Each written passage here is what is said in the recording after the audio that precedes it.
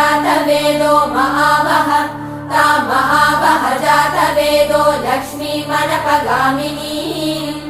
यस्यां हिरण्यं विन्देयं गामश्वं पुरुषानहम् अश्वपूर्वां रथमद्यां हस्तिनादप्रबोधिनी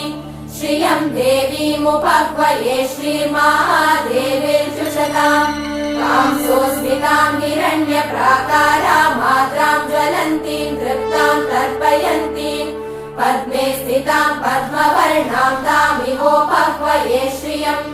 चन्द्रां प्रभासां यशसा ज्वलन्तीं श्रियं लोके देवचुष्टामुदारां तां पद्मिनीमीं शरणमहं